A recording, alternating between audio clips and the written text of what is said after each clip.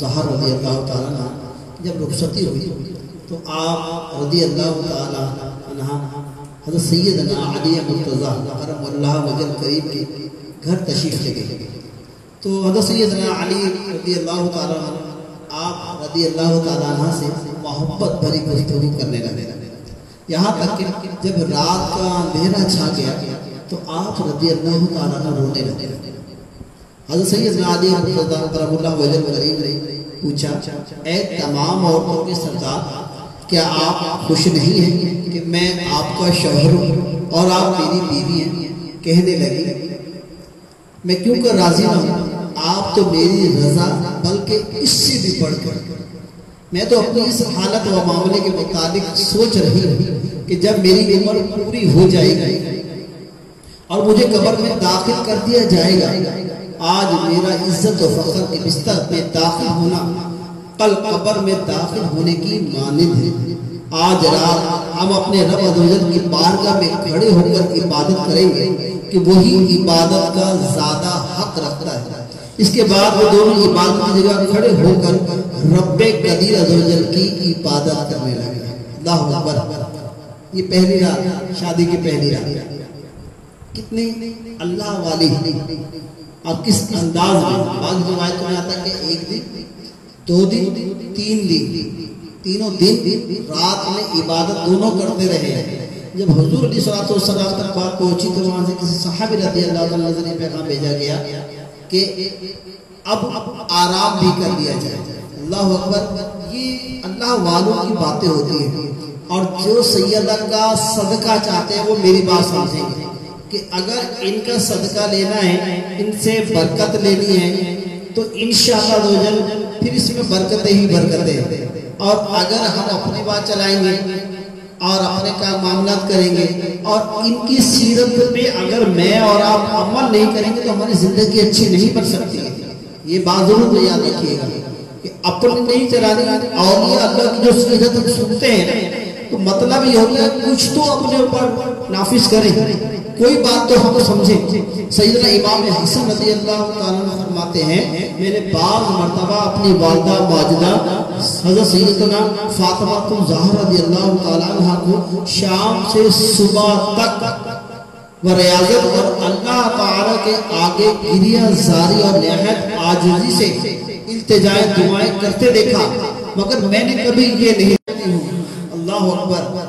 آپ رضی اللہ تعالیٰ کی تمام دعائیں حضور علیہ السلام کی امت کی بخشش اور بھلائی کے لیے ہوئی. اللہ اکبر. شیخ محقق حضرت علامہ عبدالحق محدث دہلوی رحمۃ اللہ تعالیٰ علیہ فرماتے ہیں امام حسن مجتبی رضی اللہ تعالیٰ عنہ فرماتے ہیں کہ میں نے اپنی والدہ ماجدہ سیدہ فاطمہ رضی اللہ تعالیٰ عنہ کو مسلمان مردوں اور عورتوں کے حق میں زیادہ پیاری ماں. کیا سبب ہے کہ آپ اپنے لیے کوئی دعا نہیں مانگتی؟ فرمایا اے فرزند پہلے ہمسایہ ہے پھر گھر. کیا فرمایا؟ پہلے ہمسایہ ہے پھر گھر. اللہ اکبر. اللہ اکبر. پیارے اسرائیل بھائیوں, کتنی پیاری سیرت ہے میری سیدہ فاطمہ رضی اللہ تعالیٰ عنہ کی. اللہ تبارک و تعالیٰ ہمیں بھی عمل کرنے کی توفیق عطا فرمائے. پیارے اسرائیل سیرت فاطمہ پر ہمارے جان دل قربان. آپ رضی اللہ تعالیٰ عنہ کو امت مسلمہ کا کس قدر درد تھا. ہم ناتوانوں کے لیے بعض اوقات ساری رات دعائیں مانگتے رہتی اور اپنی سہولت و آسائش کے لیے رب کائنات کی بارگاہ میں کبھی ملتجی نہ ہوتی. حالانکہ آپ رضی اللہ تعالیٰ عنہ کے گھر میں اکثر و بیشتر فاقے رہتے تھے. مکمل تن ڈھانپنے کے لیے کپڑا تک نہ ہوتا تھا, لیکن خدا تعالیٰ کی بارگاہ میں توکل اس درجے کا تھا کہ کبھی بھی دنیا کی فانی نعمتوں کے متعلق سوال نہ کیا. ہمیں بھی اپنے رب کریم کی بارگاہ میں مسلمان بھائیوں اور بہنوں کے لیے زیادہ سے زیادہ دعا کرنی چاہیے کہ مسلمان کی دعا مسلمان کے لیے اس غیر کی موجودگی میں بہت جلد قبول ہوتی ہے.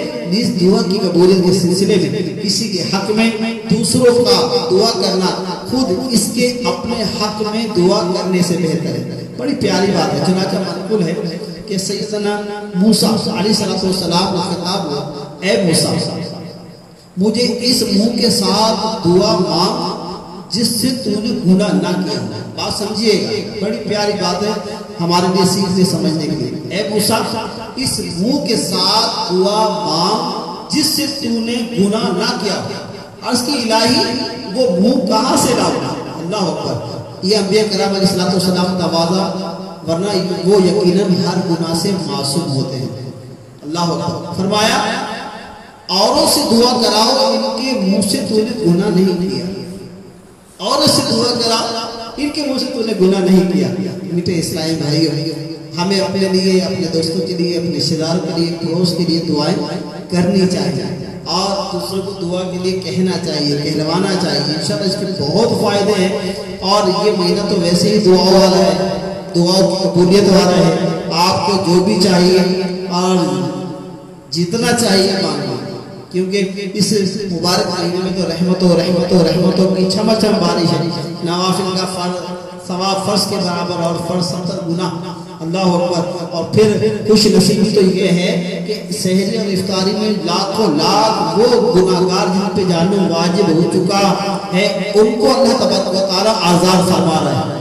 تو یار میں اور آپ اگر دعا مانگیں اور آقا علیہ السلام کی امت کے لیے دعا مانگیں اور سرکار علیہ السلام کی امت کے صدقے اپنے لیے دعا مانگیں تو انشاءاللہ قبول ہی قبول ہے. پیارے اسلامی بھائیو، اس طرح کہ آپ کی بار بار یہ بات یاد دلائی جائے ہے کہ شہزادی کونین کی سیرت سے ہمیں کچھ حاصل کرنا ہے. اور یہ بھی بات یاد رکھیں کہ ہمیں گھروں میں نظر و نیاز کا بھی اہتمام کرنا ہے.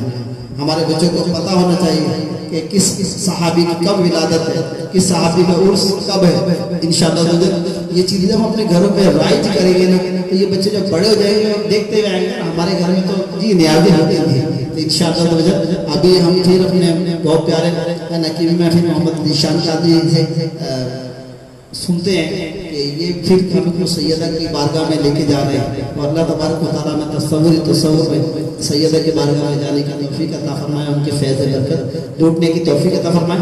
اور بالخصوص فیضان رمضان ٹرانسمیشن دیکھنے والے اسلامی بھائی توجہ چاہیے، آپ کی محبت چاہیے. یہ محفل ہم نے اپنے لیے، اپنی آخرت کے لیے، آپ کے لیے، آپ کی آخرت کے لیے بہتر کرنے کے لیے سجائی ہے. انشاءاللہ امید کرتے ہیں کہ آپ فیضان رمضان ٹرانسمیشن میں ہمارے ساتھ ساتھ رہیں گے. صلو علی الحبیب صلی اللہ علیہ وسلم. بہت ہی خوبصورت انداز میں سیدہ فاطمہ الزہرا رضی اللہ تعالیٰ عنہ کی بارگاہ میں بہت ہی پیارے ان کی شان کے حوالے سے بتائے جا رہے تھے. الحمدللہ یہ بہت ہی کرم ہے کہ ہمیں اللہ تعالیٰ نے اپنے اس کام کے لیے بھی چنا. آئیے کچھ مولا امام حسین کی بارگاہ میں چلتے ہیں، کچھ اشعار پیش کر رہا ہوں کہ کہہ دو تمہیں حسین بنانے والوں سے، کہ کہہ دو تمہیں حسین بنانے والوں سے، مومن کبھی شہداء کا ماتم نہیں کرتے، مومن کبھی شہداء کا ماتم نہیں کرتے. اور ہے عشق اپنی جان سے زیادہ آل رسول سے، کہ ہے عشق اپنی جان سے زیادہ آل رسول سے.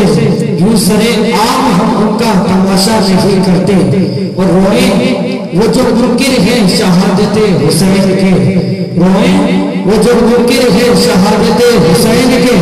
ہم زندہ جاوید کا ماتم نہیں کرتے، ہم زندہ جاوید کا ماتم نہیں کرتے.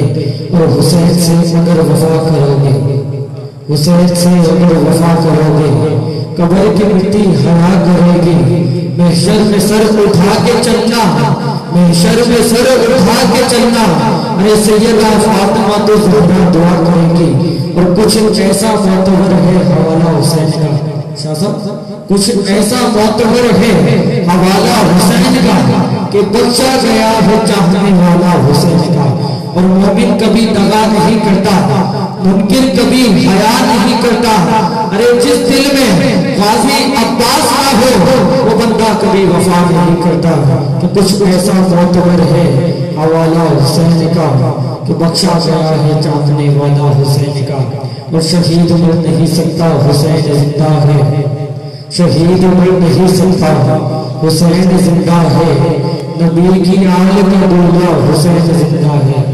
اور یزید دفن ہے تابوت ظلم میں اب بھی، یزید دفن ہے تابوت ظلم میں اب بھی. وفا کے بعد میں میرا حسین زندہ ہے.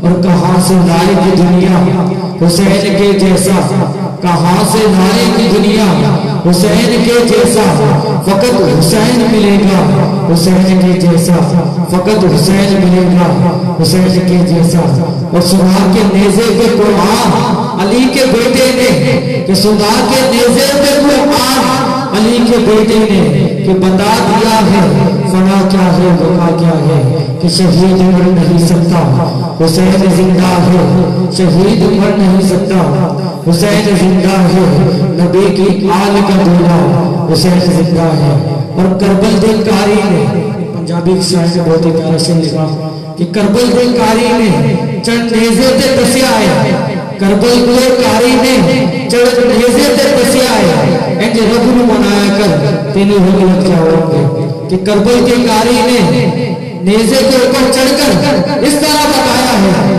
کہ اس طرح رب کو راضی کر اس طرح قرآن پڑھ تو تجھے بھی انشاءاللہ رنگ لگ جائیں گے کہ تجھے بھی انشاءاللہ رنگ لگ جائیں گے کہ کچھ ایسا معتبر ہے حوالہ حسین کا کہ بخشا گیا ہے چاہنے والا حسین کا اور اللہ صاحب کیا فرماتے ہیں کہ منقبت لکھ اے اجاگر کہ سیاہی تیرے خون دل کی ہو کہ منقبت لکھ اے اجاگر سیاہی تیرے خون دل کی ہو تب جا کے تجھے مانے کے لکھا ہے پانی کہ شہید مر نہیں سکتا حسین زندہ ہے نبی کی آل کا دولہ حسین زندہ ہے صلو علی الحبیب صلی اللہ تعالی علیہ وسلم اختتام کی طرف ہیں انشاءاللہ جو ہمارے ساتھ فضل رمضان ٹرانسمیشن میں ہے تو کوشش کریں کہ انشاءاللہ دعا بھی ہوگی تو تمام عاشقان رسول ساتھ ساتھ رہیں انشاءاللہ اس کی برکتیں ضرور ملیں گی مختصر سے انشاءاللہ ایک کلام ہو سکتے ہیں حافظ صاحب مختصر سے انشاءاللہ اس کے بعد دعا والصلاۃ والسلام